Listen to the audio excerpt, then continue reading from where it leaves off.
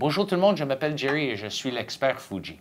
Je suis ici aujourd'hui pour vous présenter les caractéristiques principales de la série F770 ou plus précisément la F770.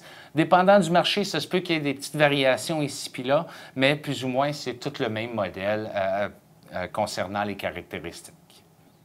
Donc, maintenant, plusieurs personnes ont des télévisions de 3 dimensions. Donc, maintenant, on peut même prendre une photo avec la F770 en haute définition et en 3 dimensions. Donc, ça prend seulement des photos fixes, ça ne prend pas de vidéo, mais par contre, on a au moins accès à ce mode ici. Donc, en pesant le menu, il faut aller dans le mode avancé sur la molette. Et ensuite, en pesant le bouton menu, ça nous donne tous nos choix.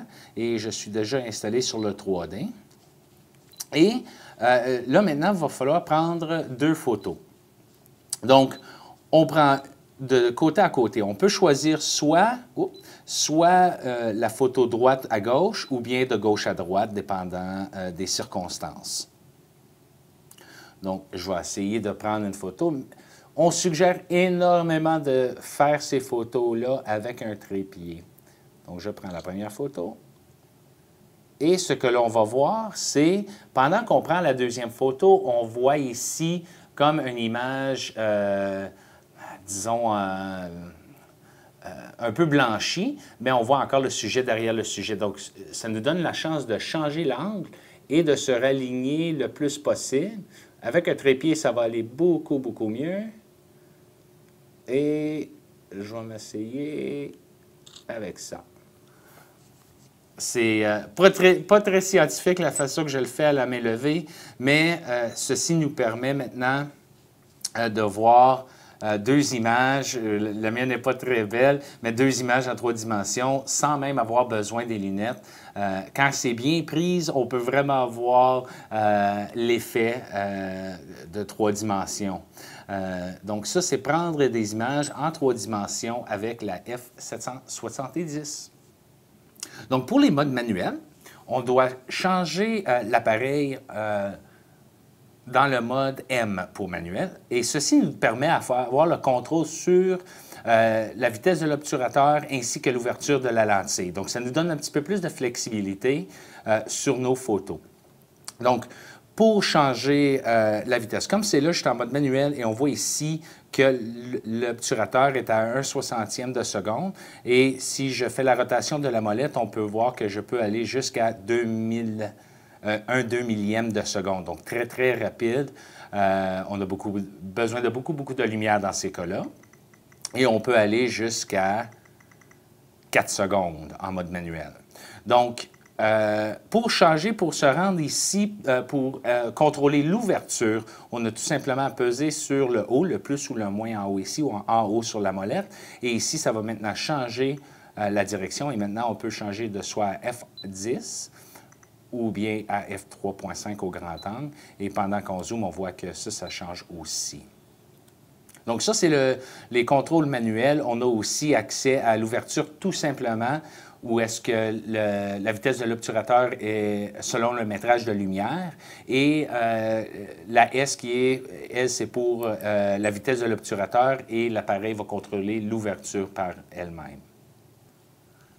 Donc, encore dans les modes avancés, on a aussi des modes d'avancée soit de mise au point professionnelle. Ceci nous permet d'avoir des images qui a l'air professionnelle avec l'arrière-plan du sujet flou. Parce que c'est un très petit appareil, ces petits appareils-là n'ont pas des lamelles d'ouverture réelles, donc c'est plus ou moins simulé dans ces petits appareils. Donc ça ne nous permet pas d'avoir vraiment l'effet de mise au point professionnel où est-ce que ça nous donne l'arrière-plan très flou. Et aussi dans les modes avancés, il y a la basse luminosité en professionnel. Donc ça va augmenter la clarté des sujets en lumière très basse. Donc, c'est vraiment pour des sujets immobiles. Donc, ce n'est pas vraiment pour le mouvement. Donc, premièrement, je vais juste vous montrer la mise au point professionnelle. Donc, j'ai choisi le mode. Et on peut choisir le montant de douceur. Donc, maintenant, je vais choisir OK. Je vais aller aussi doux qu'on peut. Et je vais prendre une photo. comme ordinaire. Et dépendant du sujet et de la distance et de la lumière, l'appareil va choisir automatiquement combien de prises qu'elle a besoin pour offrir cet effet-là. Donc, dans ce cas ici, ça a pris 2 photos, mais ça les combine instantanément. Et on voit ici que c'est vraiment un arrière-plan flou. Si je retourne en disant en mode automatique et je reprends la même photo,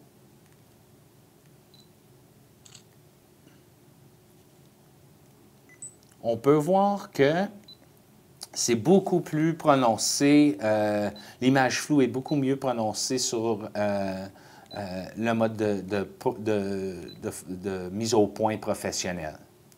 Pour l'autre option, c'est dans la basse luminosité. Oh, je ne suis pas dans le bon mode. Bon, comme ça. Et pour les basses luminosités, encore, c'est le même principe.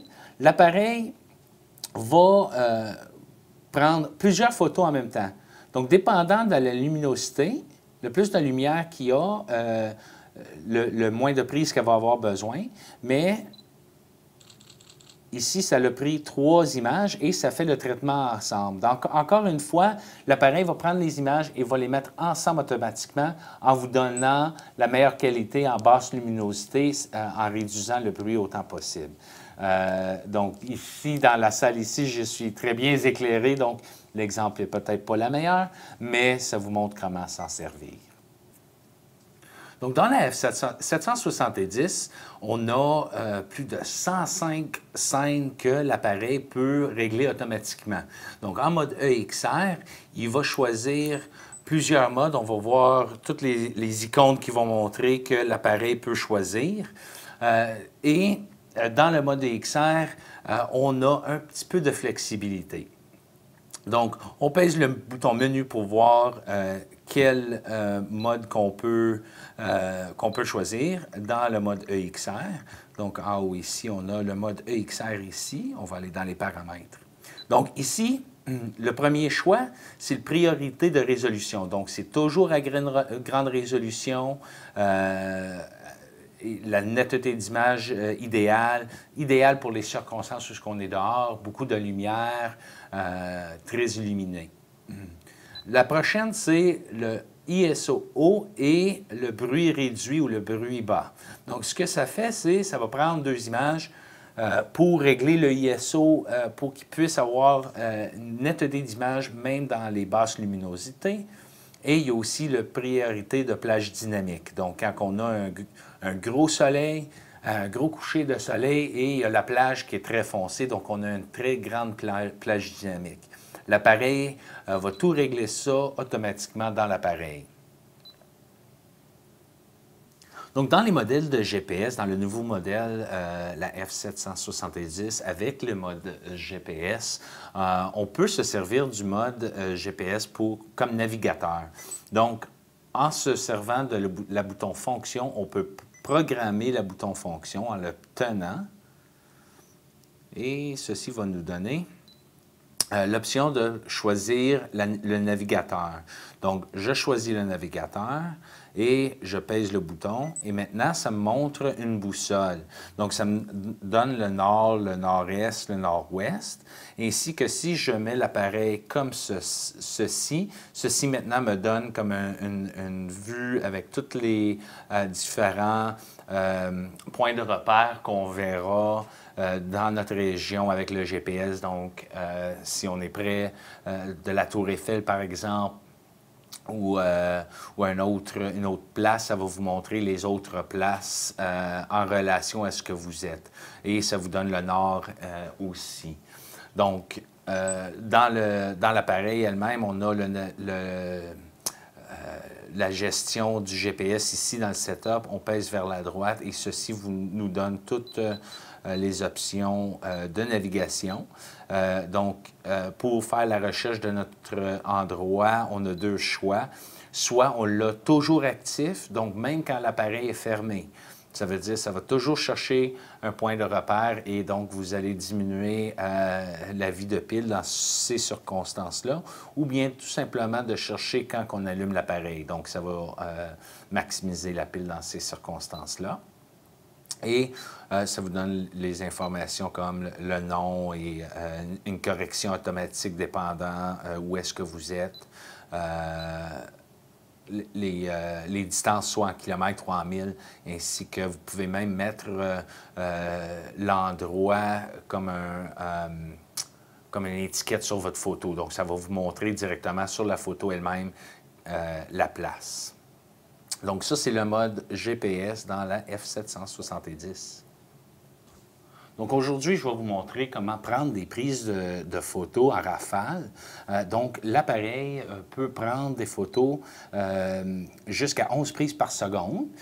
Donc pour se rentrer dans les modes de rafale, on doit appuyer sur le bouton F ici en bas. Et ici, on voit le mode continu. Donc, pour choisir les différents modes de continu, il y en a plusieurs, mais je vais vous montrer ici la capture d'image optimale. Donc, on pèse sur le OK pour le choisir.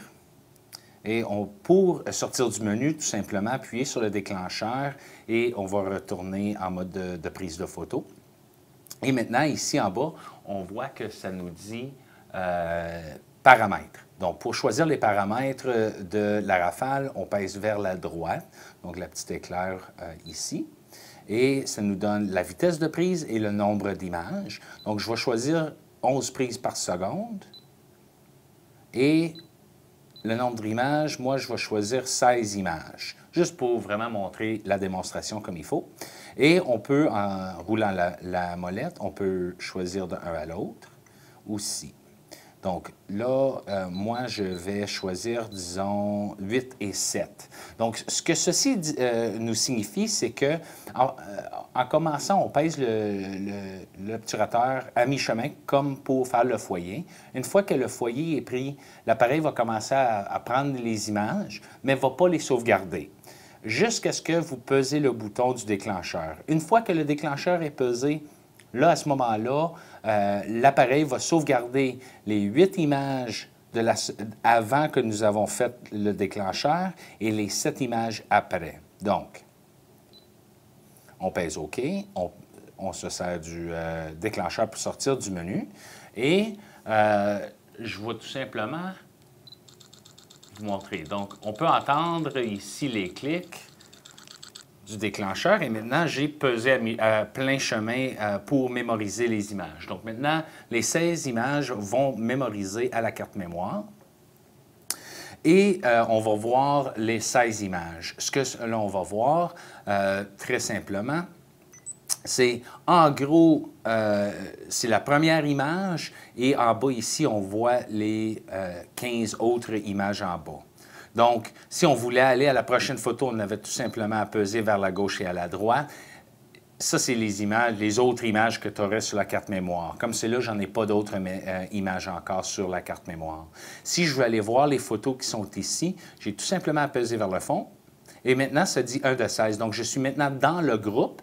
Et ici, ça dit Back, qui est le petit bouton ici, pour aller à la lecture normale. Maintenant, pour aller à travers de mes images, j'ai tout simplement à faire la roulette. Et comme vous pouvez voir, ça l'a changé pendant que je jasais et que ça prenait les photos. Donc ici, j'en ai 16. Si je décide que la 10e photo n'est pas belle et je veux la effacer, j'ai tout simplement à peser sur la poubelle et à sélectionner Image et OK pour l'effacer. Et maintenant, ça va me demander si la prochaine. Non, je veux garder celui-là, je pèse le back et je suis maintenant... je suis retourné dans le groupe d'images, donc je vois encore mes 15 images qui me restent. Et si je veux aller à lecture normale, j'ai tout simplement pesé le bouton DISP ou Back en dessous. Et si je désire de juste effacer le groupe, j'ai échoué, je veux recommencer, je veux juste effacer le groupe, pendant qu'on est dans cette vue ici, on pèse la poubelle et on sélectionne Image, on appuie sur le OK. Oh, j'ai pesé le mauvais bouton, donc on recommence. On pèse le visionnement, on pèse la poubelle, image, OK. Et maintenant, j'ai plus d'images parce que c'était le seul groupe d'images que j'avais sur la carte mémoire. Donc ça, c'est les rafales. Comme vous pouvez voir aussi, juste vite, on peut voir que nous avons plusieurs autres modes de continu. Il y a le continu ordinaire qui est à peu près 1 seconde, à peu près 3 prises par seconde, c'est-à-dire. Mais ça va assurer que chaque photo est en pleine résolution. Quand on est en mode de capture image optimale et on est à 11 prises par seconde, on réduit la qualité d'image. Il y a aussi le bracketing de film et d'exposition et de plage dynamique aussi. Donc, où on peut tout simplement mettre non pour une prise à la fois. Donc, même avec un grand zoom de 20 fois, des fois, on a besoin juste un petit peu plus. Donc, on offre un zoom numérique. Souvent, on n'en parle pas beaucoup du zoom numérique parce que ça peut réduire la qualité de photo. Mais par contre, avec notre nouvelle technologie, on peut maximiser la qualité et vraiment offrir une super qualité d'image, même en zoom numérique. Donc, pour l'activer, tout simplement aller dans le menu et chercher le zoom super intelligent qui est dans les paramètres.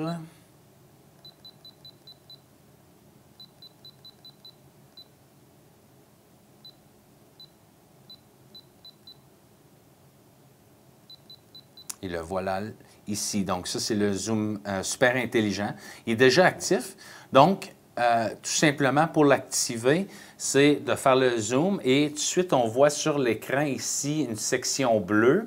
Et la section bleue, ça, c'est ton zoom numérique. Donc, je ne peux pas vraiment le démontrer ici parce que je suis dans une salle, donc ça ne va pas vraiment montrer l'effet. Mais ça, c'est comment activer le zoom super intelligent numérique. Donc, comme tout appareil précédent, on a encore accès à des images panoramiques. Donc, pour aller dans le panoramique, on doit premièrement encore rester dans le mode avancé ou advanced, ici sur la molette, et on pèse le bouton menu et on a maintenant choix au mode avancé. Et je peux voir ici tous les différents modes que j'ai, incluant le mode panoramique ici en 360. Donc, je vais peser OK pour le régler. Et maintenant, on peut voir en haut ici, ça dit 360. Et il y a une ligne horizontale, ça c'est notre ligne d'horizon, pour le garder aussi près à l'horizon possible, ainsi de garder notre ligne pendant le panorama. En bas, nous avons ici accès à l'angle et la direction. Donc l'angle, ça nous donne le choix entre 120 et 180. 360 sans le vidéo, le mode vidéo, et 180 aussi. Donc 120, 180, 360 ordinaire et 360 degrés en mouvement. Et on a aussi accès à la direction. Donc, nous autres, on suggère pour prendre avantage du capteur, c'est de le mettre en mode portrait. Et de choisir l'angle ici pour qu'on tienne l'appareil de côté. Et je vais juste changer mon angle parce que je n'ai pas beaucoup d'espace à jouer avec, mais juste pour vous montrer une petite démonstration rapide. Donc, je prends ma mise au point avant et maintenant, je prends ma panoramique. Donc, en faire une rotation assez lentement, pas trop vite, pas trop lent non plus, pour que l'appareil puisse capturer toutes les images pour le panoramique. Et voilà.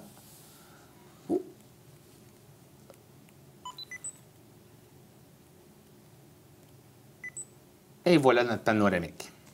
Donc, même si j'ai éteint l'appareil, ça me montre quand même que ça a sauvegardé l'image dans ma panoramique. Donc, on peut aller beaucoup plus large aussi pour prendre les modes en panoramique. Comme je dis, on peut avoir plusieurs angles ainsi que la direction aussi, dépendant de la qualité qu'on désire.